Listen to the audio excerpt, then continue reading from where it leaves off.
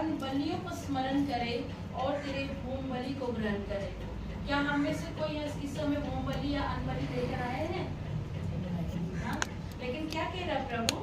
वह तेरे सब अन्न बलियों को स्मरण करे और तेरे होम बलियों को ग्रहण करे।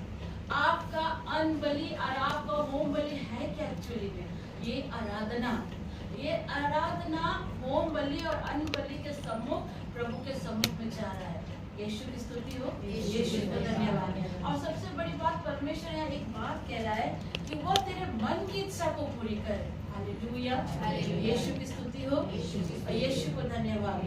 यहाँ लिखता है वह तेरे मन की इच्छा पूरा करे और तेरी सारी युक्तियों को सफल करे। परमेश्वर आज आप लोग से कह रहा है कि वो आपके मन की युक्ति, जो आप मन में सोचे हो, जो आपके मन में प्लानिंग चल रहा है, जो आप मन में विचार कर रहे हो, उस विचार को परमेश्वर कहता है कि तेरे मन की इच्छा पूरी हो जाए। परमेश्वर को धन्यवाद। ये कोई सिस्टर ज्योति नहीं बोल रही है, परमेश्वर का वचन कह रहा है कि वो तेरे मन की इच्छा को पूरी करे और तेरी युक्तियों को, तेरी सारी युक्तियों, यहाँ की ये नहीं कह रहा है कि एक युक्ति, जो आप युक्ति परमेश्वर के साथ रहकर कर रहे हैं, उन युक्तियों को परमेश्वर क्या करेगा? सफल करेगा। हालेलुया, यीशु की स्तुति हो, यीशु को धन्यवाद। यहाँ परमेश्वर बहुत अच्छी बात कर रहा है, परमेश्वर तुझे मुंह मांगा वरदान दे। मतलब जो आज प्रभु से आप मांगेंगे और जो आप प्रभु से इच्छा रखते हैं, परमेश्वर आज आपसे वो कह रहा है कि मैं तुझे मुंह मांगा वरदान दूंगा। यीशु की स्तुति। कितना जबरदस्त वचन है ना। मैंने लिखा भी था कि आज के दिन जबरदस्त वचन परमेश्वर देगा, और जो लोग इसके बाद ही वो पहुंच गए और जो नहीं आए वो छूट गए। ठीक है, वचन में लिखता है कि यहोवा परमेश्वर, जीवित परमेश्वर, अब्बा पिता कहता है वो आपके मन की इच्छा को पूरा करेगा जो आप यहाँ लेकर आ रहे हैं। परमेश्वर भीड़ को नहीं चाहता है। हम भीड़ का क्या करें? हम इस सारी भीड़ों को लेकर क्या करेंगे जब हम उस राज्य में, प्रभु के राज्य में उसको नहीं देख पाए? परमेश्वर भेड़ को चाहता है, और परमेश्वर कहता है अगर दो ही भेड़ परमेश्वर की वाणी को सुनता है और उसे रिसीव करता है, तो परमेश्वर कहता है स्वर्ग में बड़ा आनंद होता है। यीशु की स्तुति हो, यीशु को धन्यवाद। आज परमेश्वर कहता है वो आपकी मन की इच्छा को पूरा करेगा और आपकी सारी युक्तियों को सफल करेगा। सेकंड थिंग परमेश्वर कह रहा है वो आपको मुंह मांगा वरदान देगा। ये कोई व्यक्ति बोल रहा है क्या? नहीं, ईश्वर बोल रहा है। वो कह रहा है तुझे मैं मुंह मांगा वरदान दूंगा, तू मुझसे मांग। अभी तक तुमने मेरे पिता से मेरे नाम से कुछ नहीं मांगा। यूहन्ना में लिखा है कि अभी तक तुमने मेरे पिता से मेरे नाम से कुछ नहीं मांगा। जिस दिन तुम मेरे पिता के नाम में मेरे पास आते हो और मुझसे मांगते हो, मैं तेरी सारी इच्छाओं को क्या करूंगा? पूरा करूंगा। मरकुस 11:24 में लिखा है कि तुम जब प्रार्थना करते हो और जिस चीज को मांगते हो उसे प्रतीति कर लो कि वो तुम्हारे जीवन में हो चुका है। हालेलुया, हालेलुया, यीशु की स्तुति हो, यीशु को धन्यवाद। परमेश्वर कहता है जब आप दुआ कर रहे हैं, जब आप प्रार्थना कर रहे हैं, तो उसको फेथ कर लेना है, उसको विश्वास कर लेना है कि परमेश्वर ने मुझे दे दिया है। परमेश्वर अपने समय में उसको फुलफिल करता है। आपके हड़बड़ाने से, आपके जल्दबाजी करने से, आपके कितना भी माथा पटकने से नहीं होगा। परमेश्वर अपने समय पर ही आपको वो सारी चीजें देंगे जो समय प्रभु ने निर्धारित किया। अगर हम यूँ कहें, परमेश्वर अब्राहम से बहुत प्यार करता था, बहुत, लेकिन अब्राहम को परमेश्वर जब बोला हरान छोड़ा, कनान को चल, उन्होंने परमेश्वर की बात को नहीं टाला। वो सीधे अपनी पत्नी और अपने भतीजे लूत को लेकर चले गए। और वहाँ परमेश्वर ने अब्राहम से क्या कहा 75 वर्ष की उम्र में कि मैं तुझे क्या करूँगा? प्रतिज्ञा की संतान दूंगा। ये परमेश्वर ने से कहा था कि नहीं कहा था उत्पत्ति ग्रंथ में? लेकिन उस प्रतिज्ञा को पूरा होने में पूरे 25 वर्ष लग गए, लेकिन परमेश्वर ने अपने वायदा को पूरा किया। इस जगह में अब्राहम भी फेथ में थोड़ा सा वीक हो गया था, थोड़ा सा कमजोर हो गया था। इसलिए कमजोर हुआ था क्योंकि वो 75 वर्ष की उम्र में प्रभु ने वायदा किया, और जैसे जैसे उम्र बीतता जा रहा था वो अपनी पत्नी सारा को देखता था, उसकी मरी हुई कोख को देखता था। और मरी हुई कोख को जब वो देखता था तो उसको लगता था कि पता नहीं बच्चा होगा कि नहीं होगा। मरी हुई कोख को देखता था वो, और उसकी पत्नी का धीरे धीरे धीरे धीरे पेट भी खत्म हो गया, जवानी भी खत्म हो गई, बुढ़ापा आ गया, स्किन झुल रहा है। वो देख रहा है इन चीजों को, हाँ उन चीजों को वो देख रहा है, लेकिन उसका फेथ जो था थोड़ा वीक हो गया था। और इसलिए उसकी पत्नी का वजह था क्या, सारा क्या बोली, मैं बूढ़ी हो गई हूँ, मैं बूढ़ी हो गई हूँ, मैं बच्चा जन्म नहीं सकती, इसलिए तुम क्या कर, मेरी दासी के साथ रिश्ता बना और बच्चा तू पैदा कर। और उसने अपनी पत्नी के मुंह में आकर उसने अपनी दासी से क्या किया, हाजिरा से बच्चा पैदा किया। लेकिन क्या प्रभु ने इसे स्वीकारा? नहीं स्वीकारा, क्योंकि प्रभु ने क्या कहा था, मैं प्रतिज्ञा की संतान तुझे दूंगा। मैं और देवी देवता का तो नहीं जानती, लेकिन मैं जीवित परमेश्वर को जानती हूँ कि कितना भी उम्र बीत जाए, अगर आपका फेथ बड़ा है तो परमेश्वर हर उस अनहोनी चीजों को संभव करेगा जो आपके लिए असंभव है।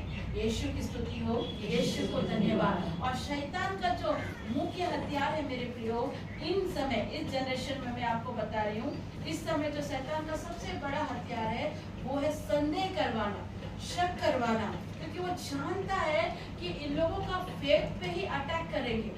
और जब वो फेथ पे अटैक करता है, संदेह करता है, तो संदेह करने वाले व्यक्ति को फल नहीं मिलता है। याकूब की पत्री में लिखा है, जो संदेह करता है वो क्या है, समुद्र की लहर के समान है, जो पानी में क्या होती है, बह जाती है ना। परमेश्वर का वचन कहता है, जब तुमने प्रार्थना किया, जब तुमने विश्वास किया, तो उसको यकीन करो और प्रतीति करो कि क्या करना है, क्या करना है कि प्रभु हमारे जीवन में से करेगा। जब हम किसी के लिए प्रार्थना करते हैं, जब हम किसी के लिए दुआएं करते हैं, तो मालूम है हम क्या करते हैं, हम उसकी मदद करते हैं, हम उसकी सहायता करते हैं कि उसके प्रार्थना का उत्तर जल्दी आए। यीशु की स्तुति हो, यीशु को धन्यवाद।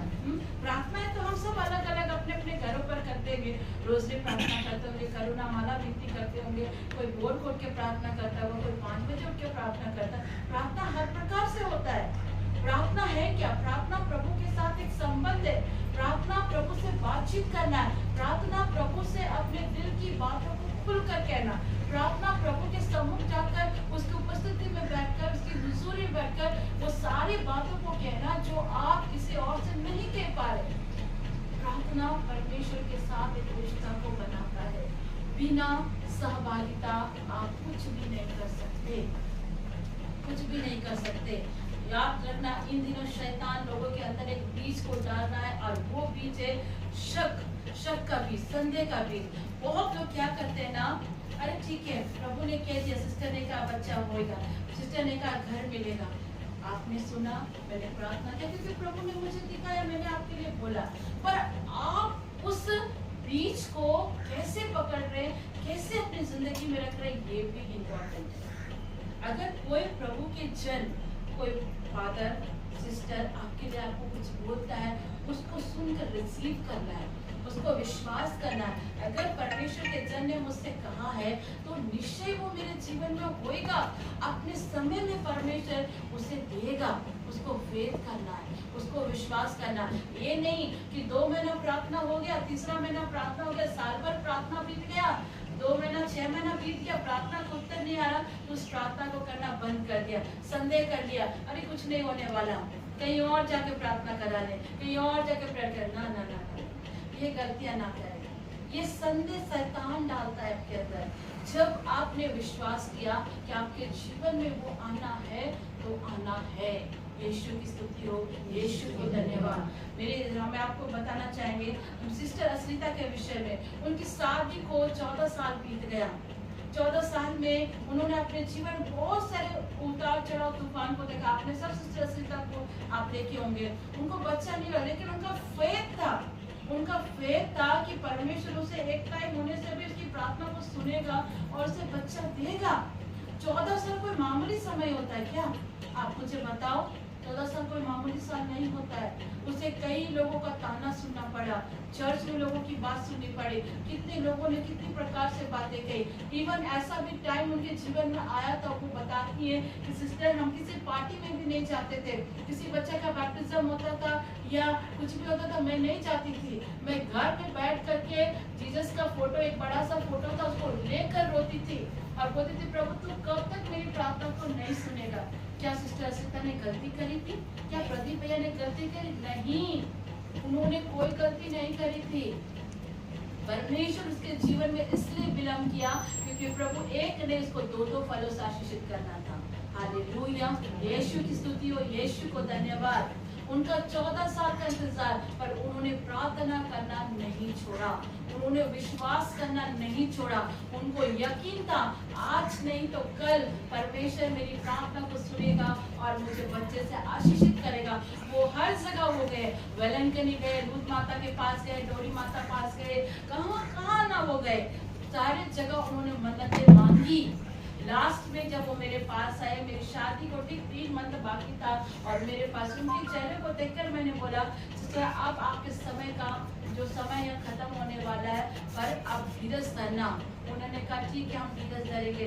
आप सोचो मैं उसके लिए उसको समय बोली आपको बच्चा मिलेगा, पर जब प्रार्थना कर रही थी लेकिन उसका बच्चा को कुछ आसार नहीं दिख रहा था, कुछ भी नहीं।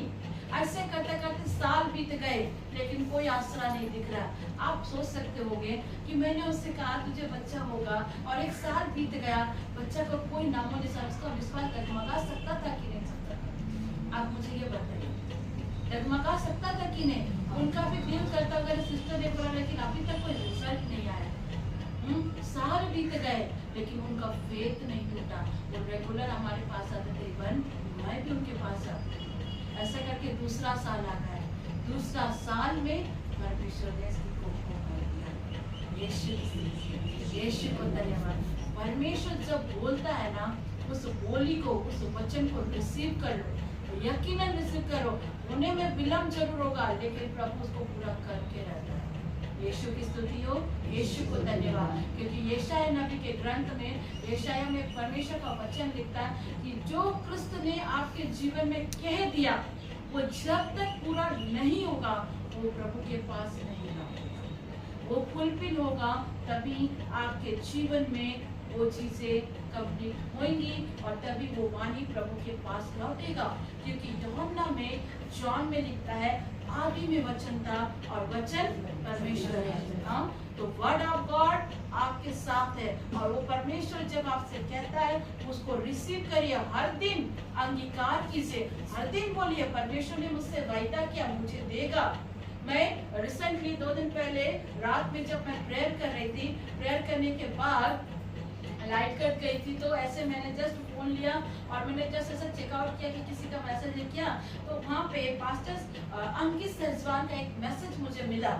उन्होंने बताया कि जब वो एक हिंदू राजपूत परिवार से थे, कट्टर, और परमेश्वर ने कैसे उसके जीवन को बदला और जब उनकी शादी हो गई फिर भी वो सेवा दे रहे थे लेकिन बहुत कर्जे में डूब गए थे, बहुत कर्जे में। हर तरफ से बैंक वाले फोन कर रहे, लोन वाले फोन कर रहे, और आप जानते हैं जब बैंक वाले फोन करते कितनी कितनी गंदी भलियां गालियां भी बकते हैं वो लोग। आप किसी से पैसा लोगे ना, लोन वाले लोग से पैसा लेके कितनी टाइम पे पैसा नहीं देंगे तो कितना गंदा गंदा गाली भरते भरते गालियां बकते हैं। मैं उनका इस मैसेज को सुन रही थी, उन्होंने बताया कि वो हर दिन प्रार्थना करे, स्वयं प्रभु के दास है और प्रार्थना करे और उनको इतना सारा लोन है, इतना पैसा का कर्जा का क्राइसिस है और वो डेली प्रार्थना कर रहे हैं लेकिन कुछ भी उनको नहीं दिख रहा। तब एक दिन वो प्रार्थना कर रहे थे और प्रार्थना करते करते परमेश्वर ने न्यू टेस्टामेंट इफिसियों की पत्री से एक वचन उसे दिया। वहाँ लिखा है कि प्रभु में तुम्हें हर प्रकार की सारी आत्मिक आशीषें दी गई हैं। वो सोच में पड़ गए। परमेश्वर का वचन कहता है कि वो सारी ब्लेसिंग मुझे दिया है, तो फिर मेरे पे कर्जा क्यों है? प्रभु मैं सबसे क्यों गुजर रहा हूँ? और उन्होंने निर्णय लिया, वो उस वर्ड ऑफ गॉड को लेके प्रतिदिन 1 घंटा, प्रतिदिन वो 1 घंटा उसी वर्ड ऑफ गॉड को लेके प्रेयर करते गए।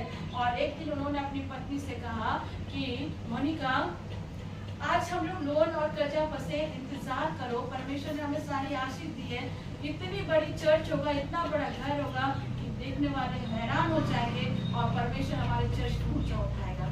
और सचमुच आज प्रभु के अनुग्रह से उनको बहुत बड़ा चर्च है, बहुत बड़ा घर है, कई लोग, कई अनाथ अपने इसको पाल रहे हैं। हालेलुया, यीशु की स्तुति, यीशु को धन्यवाद। मैं क्या समझाना चाहती हूँ, अगर आपके जीवन में वर्ड ऑफ गॉड है, जो वर्ड ऑफ गॉड परमेश्वर आपको दे रहा है, अगर आप कर्जे में हैं वर्ड ऑफ गॉड को लेकर प्रार्थना करिए, अगर आप बीमारी में हैं वर्ड ऑफ गॉड को लेकर प्रार्थना करिए, ये आपका मेडिसिन है, वचन से प्रार्थना करिए, वचन से। इन दिनों संत पापा ने भी कहा है कि हमें वचन के साथ प्रार्थना करना चाहिए। आप लोगों ने आपके पेरिस में सुना है कि नहीं सुना, लेकिन हमारे लुपिका पेरिस में हमने सुना था, फादर अल्फोंस ने भी बताया था, एडविन फादर ने बोला वर्ड ऑफ गॉड के साथ बैठ। वर्ड ऑफ गॉड मेडिसिन का काम करता है। वर्ड ऑफ गॉड आपके हर बंधनों को तोड़ता है। यीशु की स्तुति हो, यीशु को धन्यवाद। जब वो एक छोटा सा पादरी आज एक बहुत बड़ा प्रचारक, बहुत बड़ा प्रभु का दास बन गया, एक ही वचन से जब उसने प्रार्थना किया, उसका घर नहीं था, चर्च नहीं था, प्रभु इतना बड़ा घर और चर्च दे दिया, तो क्या वो आपकी नहीं सुनेगा? क्या उसका परमेश्वर और हमारा परमेश्वर अलग है? नहीं, हमारा परमेश्वर, उसका परमेश्वर एक ही है, जिसके आगे हर घुटना टिकती है, जिसके आगे हर जुबान इकरार करता है और कहता है यीशु ही प्रभु है। हालेलुया, यीशु की स्तुति हो, यीशु को धन्यवाद। आज आपको समझना होगा कि ये जो शक, अविश्वास है, इससे आप कैसे डिस्ट्रैक्ट होने से बचेंगे। आपके लिए जब प्रार्थनाएं होती है ना, कई बार देखना, जब आपके लिए प्रार्थनाएं दुआएं होती है ना, तो शैतान भी इतना ही शातिर होता है, वो आपके परिवार के द्वारा ही आपको नेगेटिव बात बोल देता है, किसी कलीग के द्वारा ही आपको नेगेटिव बात बोल देता है। अरे तुमने प्रार्थना करा, अभी तो कुछ नहीं, कोई बात नहीं, वहां चले जाओ।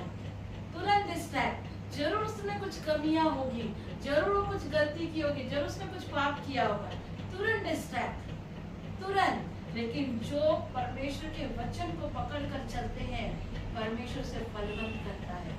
प्रभु की स्तुति हो, प्रभु की महिमा हो। जीवन में, हमारे लाइफ में कितने भी अप और डाउन क्यों ना रहे, लेकिन उस अप और डाउन में भी हमें परमेश्वर के साथ ही चलना है, परमेश्वर पर ही विश्वास करना।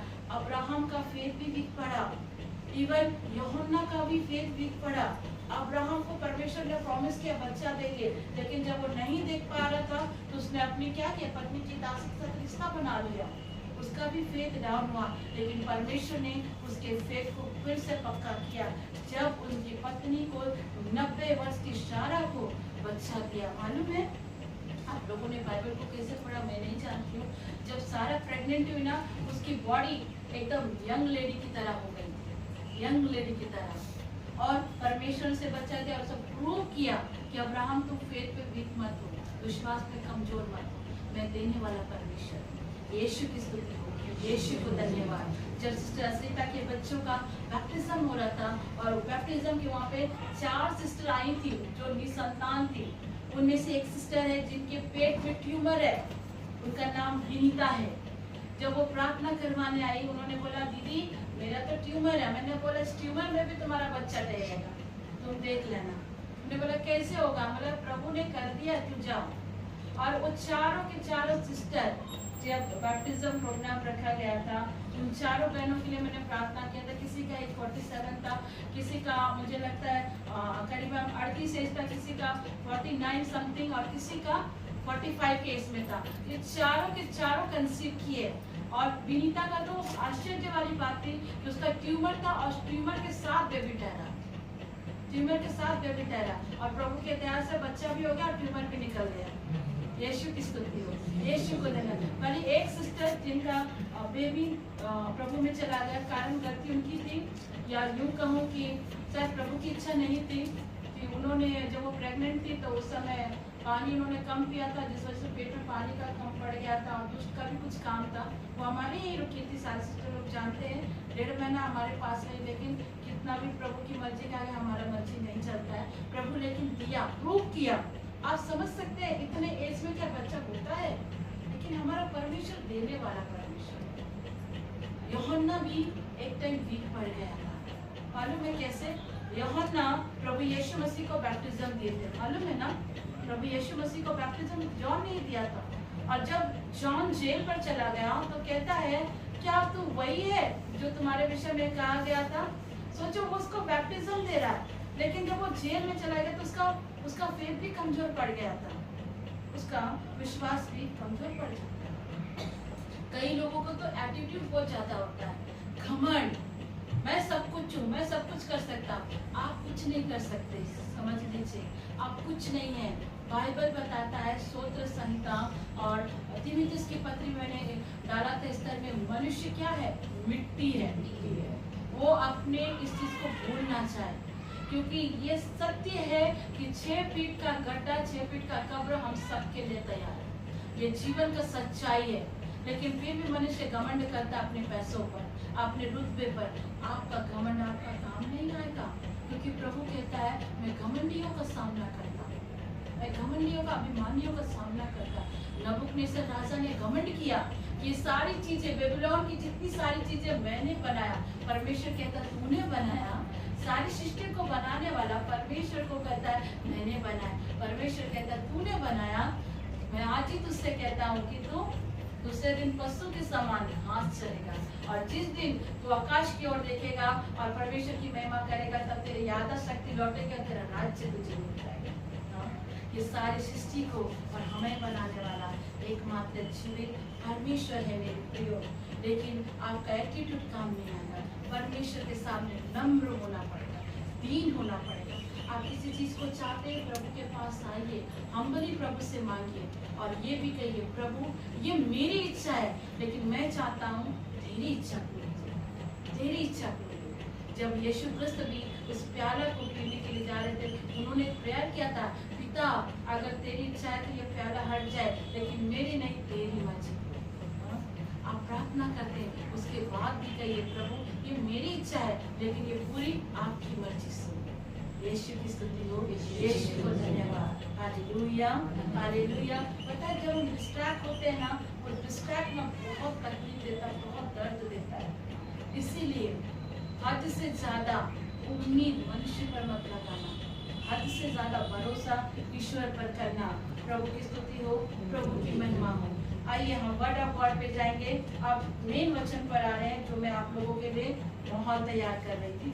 मत्ती रचित सुसमाचार अध्याय 10 का 14।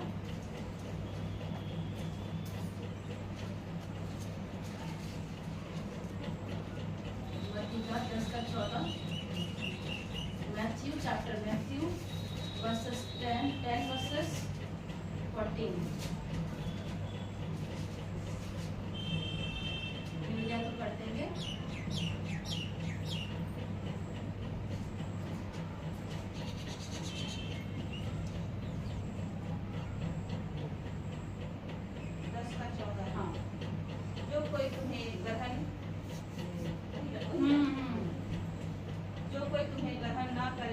और तुम्हारी बातें ना सुने, उस घर या उस नगर से निकलते हुए अपने पाँव की धूल झाड़ डालो। बस ये ईश्वर की वाणी है। ईश्वर को धन्यवाद। क्या लिख रहा है? जो कोई तुम्हें ग्रहण ना करे और तुम्हारी बातें न सुने, उस घर या उस नगर से निकलते हुए अपने पाँव की धूल झाड़ डालो। ये लिखा है ना। परमेश्वर क्या कहना चाहता है कि एक्चुअली या जीसस क्या बताना चाह रहे, ध्यान दीजिएगा। जब प्रभु कृष्ण इस पृथ्वी पर थे तो हर कोई प्रभु कृष्ण को पसंद नहीं करता था, हर कोई जीसस को पसंद नहीं करता था। पारसी लोग तो पसंद ही नहीं करते थे, कहते थे ये तो नाजायज औलाद है, इसकी माँ मरियम कुंवारी में गर्भवती हो गई, ये तो वेश्याओं के साथ बैठता है, चुंगी लेने वालों के साथ खाता है। हाँ, ऐसा बहुत सारी बातें प्रभु यीशु मसीह को हर कोई पसंद नहीं करता था।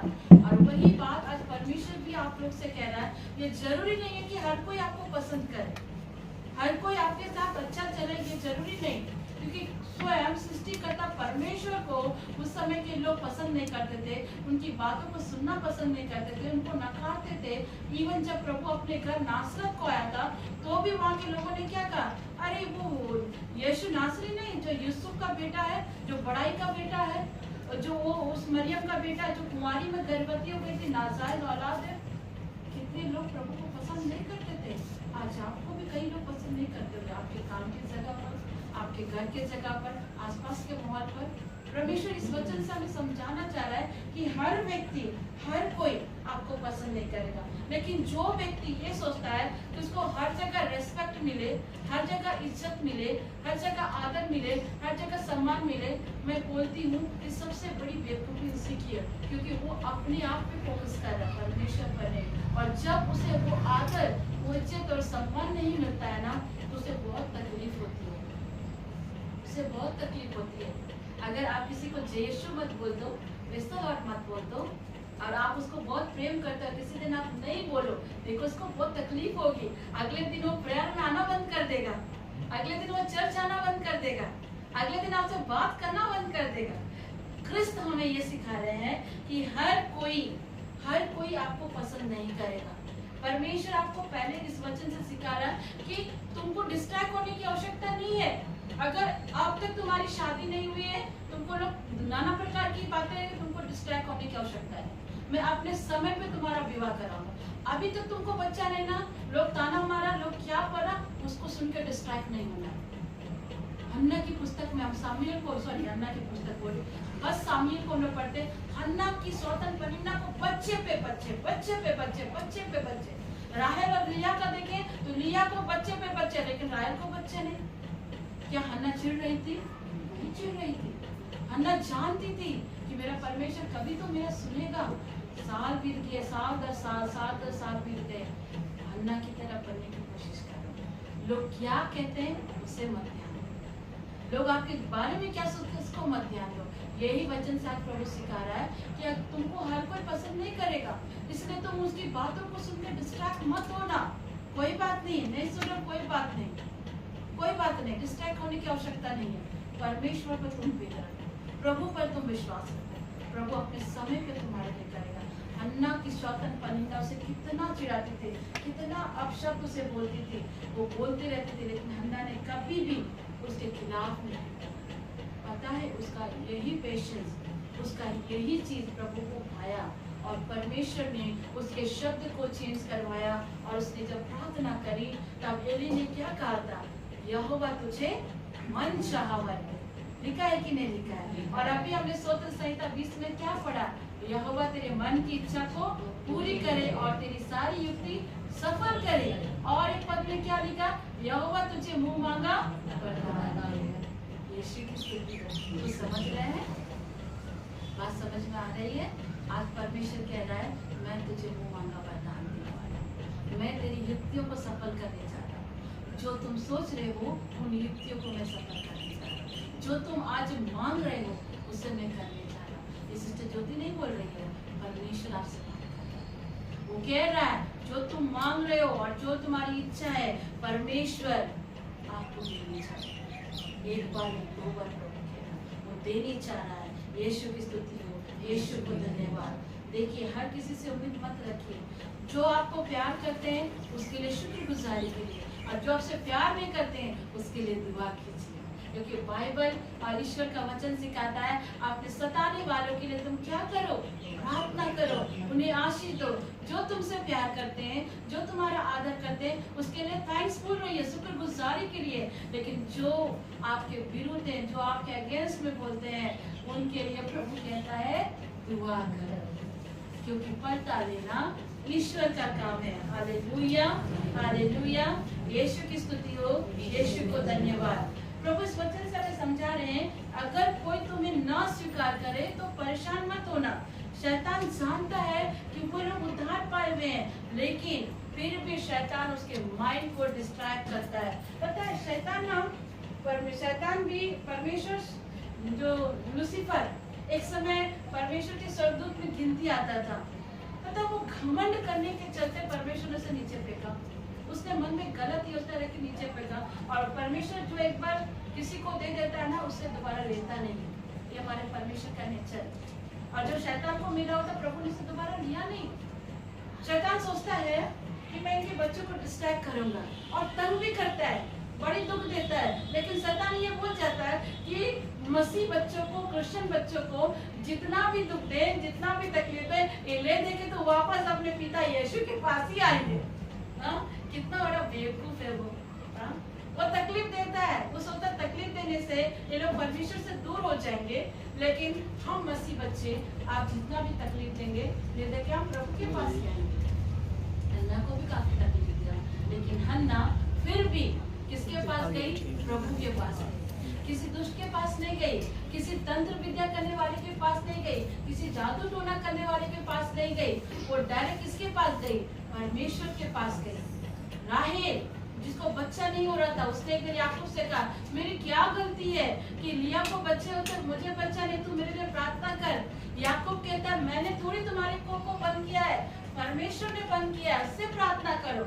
और जब राहेल ने प्रार्थना की तो परमेश्वर ने से क्या कहा, जा एक दूधा फल आता है, उसे तू खा और तुझे बच्चे होंगे। परमेश्वर कई बार मेडिसिन के थ्रू से भी हमें बच्चे देते हैं। दूधा फल एक तरह का मेडिसिन ही है, क्योंकि परमेश्वर एक तरह का हमारा ऑपरेशन करने वाला भी है, वो डॉक्टर है। सबसे पहले उसने ऑपरेशन कहाँ किया था मालूम है आप लोग को? सबसे पहले परमेश्वर ने कहाँ ऑपरेशन किया था मालूम है? नहीं मालूम। सबसे पहले ऑपरेशन परमेश्वर ने अदन की वाटिका में किया था। आदम को सुला दिया था और आदम की पसली से हवा को बनाया था। यीशु की स्तुति हो, यीशु को धन्यवाद, परमेश्वर की महिमा हो, है ना। तो बहुत लोग क्या करते हैं ना, किसी के लिए कुछ भी बोल देते हैं, 2 से 3 दिन 4 दिन डिस्टर्ब रहते हैं। अरे उसने मेरे लिए ऐसा बोल दिया, अरे सिस्टर उसने मेरे लिए ऐसा बोल दिया। सच बता रही, मेरे साथ भी पहले ऐसे होता था।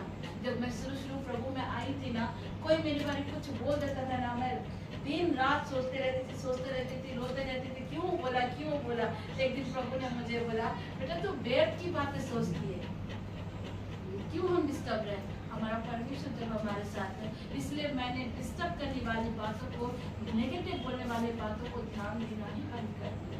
आप मेरे बारे में पीछे क्या बोलते हैं, मुझे उससे कोई फर्क नहीं पड़ता। आप मेरे साथ यहाँ रहकर मुझे जय यीशु कहते हैं, मैं आपको जय यीशु करूंगी। आप मेरे घर आएंगे, मैं आपको ऑनर करूंगी, इज्जत करूंगी, प्यार करूंगी। आप मेरे बाहर क्या करते हो, मेरे बाहर में क्या बोलते हो, मेरे विरुद्ध क्या बोलते हो, क्या षड्यंत्र करते हो, उससे सिस्टर ज्योति को कोई मतलब नहीं। आप मेरे दुश्मन भी क्यों ना हो, आप मेरे घर आएंगे ना, मैं आपको उतना ही प्यार करूंगी, क्योंकि परमेश्वर ने मुझे यही सिखाया। ये परमेश्वर का दिया हुआ नेचर है। आप मेरे बारे में पीछे क्या बोलते हो, मुझे उससे कोई मतलब नहीं। बहुत लोग मेरे विषय में बोलते हैं, सिस्टर बहुत मोटी है, सिस्टर बहुत ये है। मैं सुनी हूँ अपने कानों से, मैं सच कह रही हूँ, मुझे फर्क नहीं पड़ता है। मैं अगर हेल्दी हूँ, मैं अगर मोटी हूँ, तो परमेश्वर ने मुझे ऐसा बनाया, आपने मुझे नहीं बनाया। मैं परमेश्वर के स्वरूप में रची गई हूँ। बाइबल इब्रानी की पत्री में लिखता है कि परमेश्वर ने मुझे अपने स्वरूप में रचा। क्या मेरे 10 हाथ हैं, क्या मेरे 10 पैर हैं? नहीं, मेरे परमेश्वर के स्वरूप में रची गई हूँ। आप मुझे अगली कहो, कुछ भी कहो, मुझे उससे फर्क नहीं पड़ता। मैं जानती हूँ कि मेरा परमेश्वर मुझसे प्रेम करता है, मेरा परमेश्वर मुझे पाने के लिए क्रूस में सैक्रिफाइस हुआ। मैं किसी और की बातों को सुनकर क्यों डिस्ट्रैक्ट हूँ? पहले मुझे लगता था, लेकिन बाद में परमेश्वर ने एक दिन यूहन्ना के वचन से मुझे कहा कि बेटा मैं तुझसे प्रेम करता हूँ। यशायाह नबी का ग्रंथ 43 में लिखा है कि मैंने तुझे नाम लेकर बुलाया है और तुम मेरे दृष्टि में अनमोल हो, प्रीशियस हो। लोग तुम्हारे विषय क्या कहते हैं, तुम्हें ध्यान नहीं देना। तुम मेरे लिए खूबसूरत हो, तुम मेरे लिए इम्पोर्टेंट हो, ये इम्पोर्टेंट लगता है। यीशु की स्तुति हो, यीशु को धन्यवाद। लोग आपके विषय में क्या कहते हैं, इसको ध्यान मत दीजिए। बहुत से लोग आएंगे, बहुत तरह की बातें करके जाएंगे, लेकिन जो यीशु कहेगा वो आपके जीवन में बना रहेगा। यीशु की स्तुति हो, यीशु को धन्यवाद। इसीलिए परमेश्वर कहता है कि नेगेटिव बातों पर ध्यान मत देना। प्रॉब्लम हमारे माइंड में आती है, प्रॉब्लम जो विचार में आता है ना, वो हम लोग बड़ा करते हैं। इसीलिए अपने माइंड के विचारों को कैसे कंट्रोल करें। अभी फिलहाल मान लो हमारी रेशमी दीदी को बच्चा नहीं है, उम्र हो गया। अगर मैं कहूँ दीदी आपको बच्चा ही नहीं होगा, तो क्या वो उस बात को पकड़ के यकीन कर लेंगी? नहीं, क्योंकि वो कहेंगी यीशु मसीह परमेश्वर पिता ने अब्राहम को इतने साल में बच्चा दी तो मुझे भी देगा। ये उनका फेथ है। हाँ, अगर उस जगह वो गलत तरीके से बात को पकड़ेंगी, अरे सिस्टर ने बोला बच्चा नहीं होगा तो बच्चा ही नहीं होगा। नेगेटिव बात पे ध्यान नहीं देना। ईश्वर की वाणी ने क्या कहा उसको ध्यान देना। यहाँ सोच कर अपनी प्रॉब्लम को बड़ा मत करो। और पता है यहाँ विचार में शैतान जो काम करता है उसको कैसे काटेंगे। वचन संहिता में दाऊद कहता है, मैंने ईश्वर की वाणी को अपने हृदय में रख छोड़ा है ताकि मैं परमेश्वर के विरुद्ध पाप न करूं। कोई अगर आपसे कहता है कि तुझे बच्चा नहीं सकता, तेरी शादी नहीं हो सकती ना, तुरंत उसे कहो परमेश्वर के वचन में लिखा है यशायाह 54:1 में, जितने बच्चे स्वागत को नहीं होते उससे कई ज्यादा बच्चे 5 को, और मेरा परमेश्वर मुझे बच्चा दीजिए। शादी नहीं हो रहा, बोलो परमेश्वर ने कहा मेरे लिए एक जोड़ा रखा गया है, वो अपने समय पे। हमारी सिस्टर रोशनी उसका भी थोड़ा एज हो गया। क्या रोजलिन की शादी नहीं हुई? बहुत अच्छी जगह शादी हुई, एरिक से शादी, वो भी दुबई में कमाता है। अभी दोनों पति पत्नी खुश हैं। हाँ? परमेश्वर हर एक के लिए जोड़ा हर एक चीज रखता है। मेरे प्रियो, दूसरे क्या बोलते हैं, नेगेटिव बातें क्या बोलते हैं, उसको मत ध्यान दो। और एक चीज सिखा रही, अपने जुबान से पॉजिटिव बात बोलना बराबर सिखा रही, बराबर जब से सेवा दे रही हूँ बराबर सिखा रही, अपने जुबान से पॉजिटिव बात बोलना। जहाँ आप अच्छी बातों को बोलेंगे आप रिजल्ट देखेंगे। कल हम एक सिस्टर से मैंने डिस्कस किया, सिस्टर आपका नाम सेलिना सिस्टर को मैंने एक घटना बताई थी जब वो हमारे पास आई थी, और आज भी उनको मैंने बोल रही थी कि एक हमारे अनुराग भाई हैं, उनके पापा, उनके मम्मी को बच्चा होने का कोई चांस नहीं था। डॉक्टर ने मेडिकली इसे अनफिट बताया, वैद्य ने भी अनफिट बताया, सारे जगह से अनफिट। लेकिन एक दिन अनुराग ब्रदर के पापा सीताराम डेरा बैप्टिस्ट चर्च में शायद कुछ मीटिंग अटेंड कर रहे थे, वो सुन के आए थे, और आने के बाद उन्होंने अपनी पत्नी से कुछ बोलने से पहले अपने बच्चे के लिए 25-30 जोड़ा कपड़ा, सैंडल, ठीक है, एक अलमारी ले लिया और घर आ गए। LIC वाले को भी बुला लिया और अपने बच्चे का नाम भी उन्होंने बोल दिया, अनुराग होगा, चिल्ड्रन पॉलिसी करवा दो। होता है ना चिल्ड्रन पॉलिसी, उन्होंने करवा दिया। उनकी पत्नी से बोलते तो पागल हो गया है, क्योंकि हर जगह से उसे निराशा था, नहीं बच्चा होने का चांस नहीं था। लेकिन वो वचन सुन के आए थे, वचन सुन के बोलते नहीं तुम गर्भवती हो, उसे बोल रहे हैं कि तुम गर्भवती हो, और वो बोलते कैसे मैं गर्भवती होंगी, मेरा उम्र हो गया है, पीरियड बंद हो गया है, डॉक्टर ने बोल दिया, वैद्य ने बोल दिया, हर जगह से बोला बच्चा नहीं होगा, और आप कहते बच्चा होगा, बोलते तुम प्रेग्नेंट हो। उसका पति एक ही बात बोलता था उसे, मैं क्या समझाने की कोशिश में, उसको ध्यान देना, और वो वचन से बोलते थे।